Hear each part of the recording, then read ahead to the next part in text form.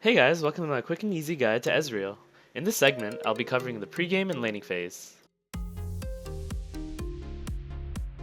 Ezreal's popularity is largely because of how versatile he can be within team compositions. With an Iceborne Gauntlet build path, he provides amazing utility through his long-range poking abilities. He can control teamfights like a control mage and burst down squishy targets like an assassin.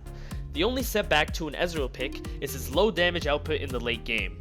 Due to recent changes to Triforce, Ezreal is also able to play a more classic backline ADC role with higher damage output. These are the runes and masteries I use.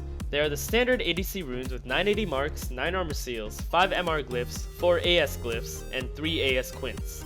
Some people may wonder why I don't substitute some attack speed on Ezreal with more AD or armor pen to increase damage on my abilities. And the reason is that Ezreal is still an AD carry and his auto attacks must be used just as much as any other AD carry.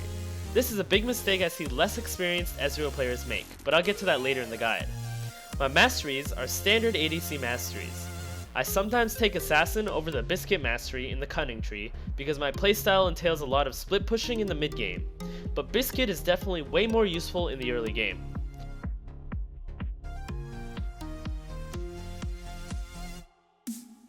This is the current core item build path for Ezreal.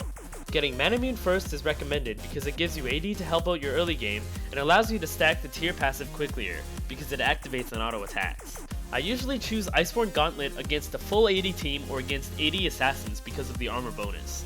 Otherwise, Triforce is good because it makes you a bigger damage threat. After Blade of the Ruined King, you must build adaptively. Here are some general options you can consider in a couple general scenarios for your final two items.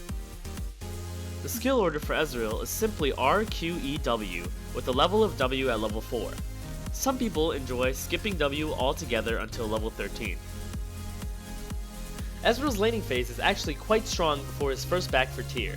Because of Ezreal's high damage in the early game and large range with his Q and E, he's able to fare well against universally dominant matchups against Caitlyn and Lucian.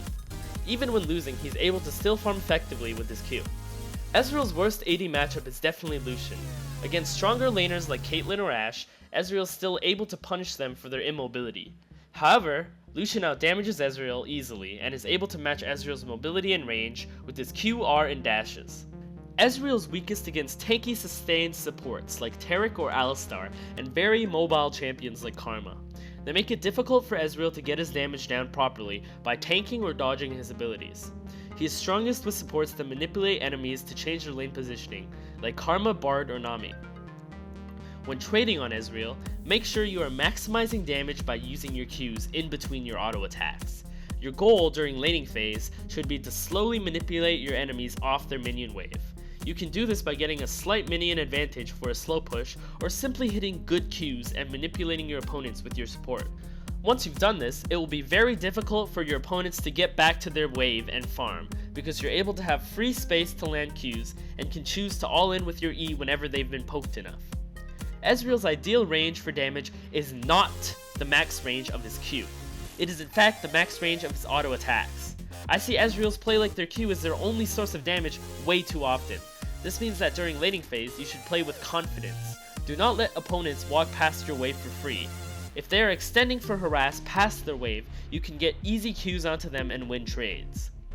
The burst damage from your ultimate is severely underestimated. As soon as you hit level 6, look for opportunities with your support to quickly burst down opponents for kills.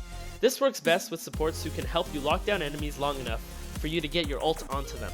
Your most used burst combos should look something like R to E to an auto attack to your Q.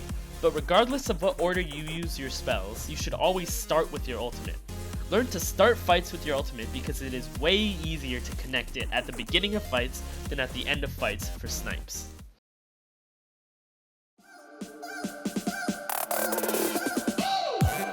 Thanks for watching my content. If you enjoyed it, make sure to subscribe and check out my Twitch.